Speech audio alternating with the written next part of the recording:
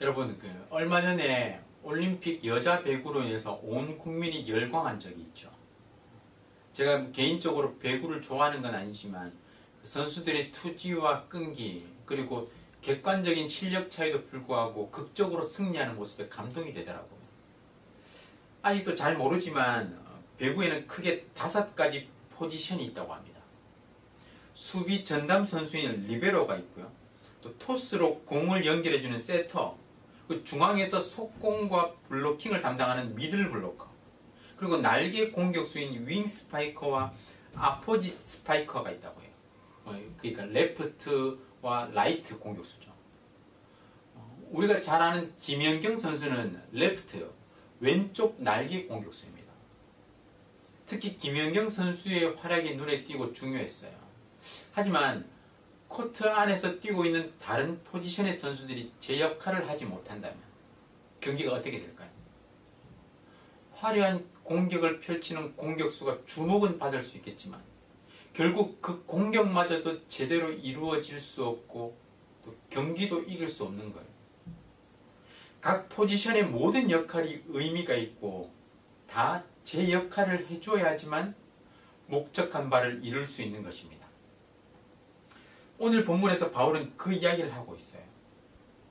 하나님 나라를 위한 복음 전파 사역에 있어서 할례자의 사도로 부름받은 베드로와 또 이방인의 사도로 부름받은 자신의 역할, 그 차이를 이야기하면서 모두가 하나님의 나라를 위한 것임을 강조하는 것입니다. 앞에서 바울은 자신이 어떻게 사도가 되었는지를 간단하게 설명했습니다. 자신의 사도직을 변호한 것은 곧 자신이 전한 복음의 정당성을 변호하는 것이었어요. 그래서 어찌 보면 구차할 정도로 이야기를 늘어놓습니다. 예전에는 내가 어땠는데, 또 어떻게 예수님을 만났고, 또 하나님께서 어떻게 부르셨는지를 구구절절 설명했어요. 그리고 오늘 본문에서 바울은 14년 후에 바나바와 함께 디도를 데리고 예루살렘을 방문했다고 합니다. 바울은 회심하고 3년 후에 예루살렘을 처음으로 방문했었습니다. 그리고 2차로 예루살렘을 방문하기까지 14년 동안 홀로 사역했던 것이죠. 예루살렘의 감독을 받지 않고 예수님의 권위 아래서 독립적으로 사역을 했습니다.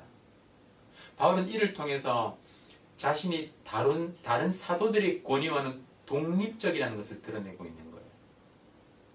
바울은 예루살렘을 방문한 이 이야기를 통해서 자신의 사도직이 정당하다는 것을 강조하고 있는데요. 몇 가지 중요한 사실이 나타나고 있습니다. 먼저 바울은 그와 동행한 동료들을 언급하고 있어요. 1절이죠. 14년 후에 내가 바나바와 함께 디도를 데리고 다시 예루살렘에 올라갔나니. 바울은 예루살렘 성도들이 인정하던 지도자 바나바를 대동했습니다. 그의 사역의 산 증인이라 할 수 있는 디도와 함께 예루살렘을 방문했어요. 이 사실을 굳이 밝히는 이유가 무엇일까요? 이 편지에서 오늘날에는 무언가를 증명하려면 해당 기관에서 증명서를 발급받아서 제출하지 않습니까? 마찬가지로 바울은 증거를 들이미는 거예요. 자신의 사역의 정당성을 변호하기 위해서 살아있는 증명서, 바나바와 디도를 언급하는 것이죠. 학위 과정에 논문을 쓸 때 내가 아무리 무언가를 주장한다 하더라도 학자들의 반응이 무엇입니까? 네가 뭔데? 라는 거예요. 하지만 나의 주장을 뒷받침할 그 다른 학자들, 저명한 학자들의 말과 글을 근거로 제시할 때 나의 주장에 힘이 실리는 겁니다. 그래서 바울은 그 당시에 인정받던 지도자 바나바와 그리고 자신의 사역을 늘 함께했던 그 디도를 언급하고 있는 거예요. 그리고 바울은 자신이 전한 메시지의 내용을, 그 복음의 내용을 자세하게 기록합니다. 바울은 항상 복음의 진리를 위해서 고군분투했습니다. 예루살렘 공의회라고 들어보셨죠? 예루살렘에 있었던 최초의 종교회의라고 할 수 있어요. 유대교 전통을 강조한 유대 기독교인들은 이렇게 주장했습니다. 개종한 이방인 그리스도인들도 할례를 받아야 구원 얻을 수 있다. 이방인들이 할례를 받아야 하는지 아닌지 이로 인해서 신학적인 논쟁이 일어난 거예요. 안디옥 교회는 이 문제를 해결하기 위해서 바울과 바나바를 예루살렘으로 파송했습니다. 이렇게 해서 바울 일행이 예루살렘 교회에 도착했고 이로 인해 예루살렘 종교회의가 열렸던 거예요. 오랜 토의 후에 베드로가 일어나서 자신이 경험했던 것, 자신이 고넬료 가정을 방문했던 그 이야기를 들려줍니다. 그러고 말하죠. 사도행전 15장에 있는 말씀인데요. 너희가 어찌하여 하나님을 시험하여 우리 조상과 우리도 능히 매지 못하던 멍에를 제자들의 목에 두려느냐. 그러면서 이방인 그리스도인들을 율법의 요구 아래 두는 것을 반대했습니다. 그리고 구원에 대해서 분명하게 정의했어요. 그 다음 말씀인데요.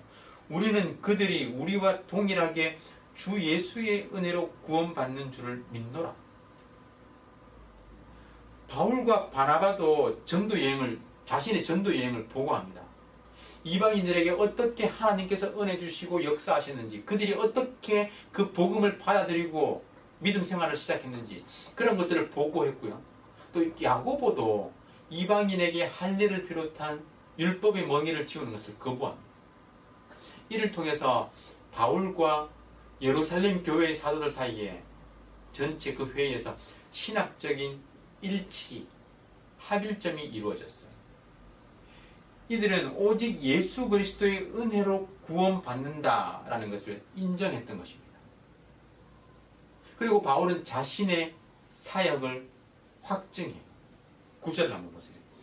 또 기둥같이 여기는 야고보와 게바와 요한도 내게 주신 은혜를 알므로 나와 바나바에게 친교의 악수를 하였으니.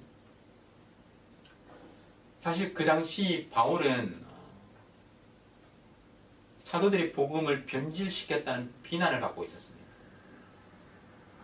하지만 바울의 전도 여행과 그가 전한 복음에 대해서 보고받은 사도들은 그것을 자신들이 전하는 복음과 동일한 참된 복음으로 인정했습니다.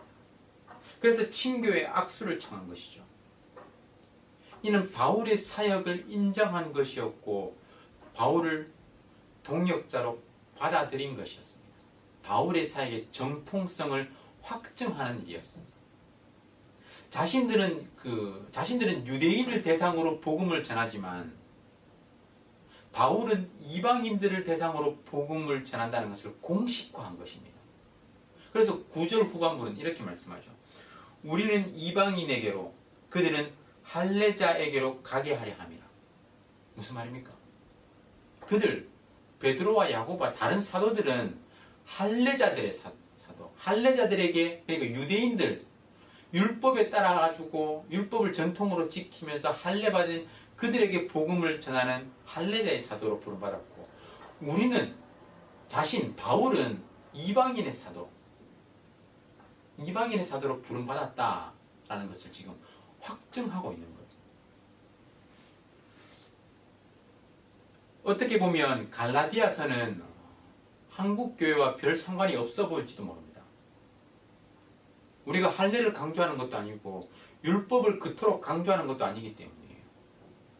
우리는 믿음으로 말미암아 구원 얻는다는 것을 전적으로 고백하며 인정하고 있습니다. 하지만 곰곰이 한번 생각해 보시기 바랍니다.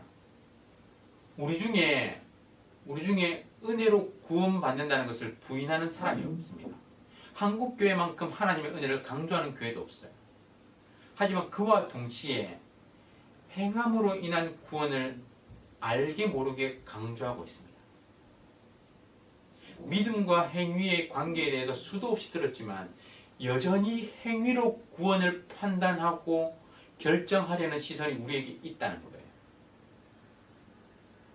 그 옛날 갈라디아 교인들은 구원에 대한 분명한 이해가 없을 때 거짓 가르침에 흔들렸습니다. 그리스도 안에서 진정한 자유와 기쁨을 누리지 못했어요. 마찬가지로 한국 교회도 오직 믿음을 외치면서도 구원받기 위한 행위를 강조하면서 여전히 자유와 기쁨이 아닌 억압과 압제를 경험하고 있다는 것입니다. 우리는 믿음으로 구원받는다는 이 진리를 굳게 붙잡아야 합니다. 진리가 우리를 자유케 하는 것입니다. 그리고 믿음으로 구원받는 그 이신칭의를 강조했던 마틴 루터는요, 이렇게 말했습니다. 믿음에 대해서 우리는 할 수만 있다면 다이아몬드보다 더 단단하고 강한 자들이 되어야 한다. 그러나 자비에 대해서는 바람에 흔들리는 갈대나 잎사귀보다 더 부드럽고 유연해서 모든 것에 굴복할 준비가 되어 있어야 한다. 여러분은 복음의 진리를 기준으로 삼고 있습니까? 아니면 자신의 신념과 늘 그래왔던 전통이 여러분의 기준이 되어 있지는 않습니까? 바울은 복음의 진리를 굳게 잡고 예수 그리스도의, 오직 예수 그리스도의 은혜로 구원받음을 선포했습니다. 할례나 다른 율법의 요구가 전혀 필요 없는 오직 믿음만을 선포했습니다. 우리의 삶 또한 복음의 진리에 굳게 서서 그 진리를 수호하는 아름다운 삶을 살아가시기를 주님의 이름으로 축원합니다. 하지만 진리의 문제가 아니라면 사랑과 긍휼의 마음으로 따뜻하게 품어줄 수 있는 사랑의 형제로 살아가시기를 주님의 이름으로 축원합니다. 오늘 우리의 삶이 진리의 문제에 있어서는 절대 굽히지 않는 진리 수호자로 살아가시되 사랑으로 품는 사랑 전달자로 살아갈 수 있기를 우리 주님의 이름으로 축원합니다. 우리 구국 기도문을 함께 읽으며 기도하겠습니다. 마음을 다해서 기도에 동참해 주시기 바랍니다. 다 함께 읽겠습니다. 코로나 사태 속에서도 신실하신 하나님을 더욱 신뢰하게 해 주시옵소서. 이 모든 상황을 믿음으로 버티고 인내하며 회복을 경험케 해 주시옵소서. 코로나 재난으로부터 모든 성도들을 눈동자처럼 지켜 보호해 주시옵소서. 코로나19가 베트남과 대한민국과 세계에서 속히 지나가게 해 주시옵소서. 모든 가족과 함께 마음과 정성을 다해 하나님께 예배드리게 해 주시옵소서. 모든 성도가 경성에서 회개하고 의로운 삶의 열매를 맺게 해 주시옵소서. 교회의 생명사역을 적극 추진할 수 있는 여건을 속히 허락해 주시옵소서. 성도들이 처한 모든 환난과 어려움 가운데 피할 길을 허락해 주시옵소서. 성도들의 생업과 삶의 터전을 지켜주시고 결코 좌절하지 않게 해 주시옵소서. 이 땅에 확산되고 있는 코로나를 막아주시고 완전히 종식시켜 주시옵소서. 존귀하신 예수 그리스도의 이름으로 기도드립니다. 아멘. 오늘 말씀을 기억하면서 기도하겠습니다. 다른 사도들은 유대인들에게 복음 전하는 사도였지만 바울은 이방인들에게 복음을 전하는 사도였습니다. 이 가운데 믿음으로 구원받는다는 진리를 굳게 붙잡고 있었습니다. 우리는 복음의 진리를 얼마나 붙잡고 살아가고 있습니까? 그 진리를 얼마나 확신하며 살아가고 있습니까? 진리에 뿌리 내린 삶으로 살아갈 수 있도록 기도하시고 또 그 진리의 문제가 아니라면 사랑으로 품는 삶을 살아갈 수 있도록 기도하시기 바랍니다. 그리고 구국 기도문으로 나라와 민족과 교회의 회복을 위해서 그리고 각 개인과 가정의 기도 제목을 가지고 다 함께 간절하게 기도하겠습니다.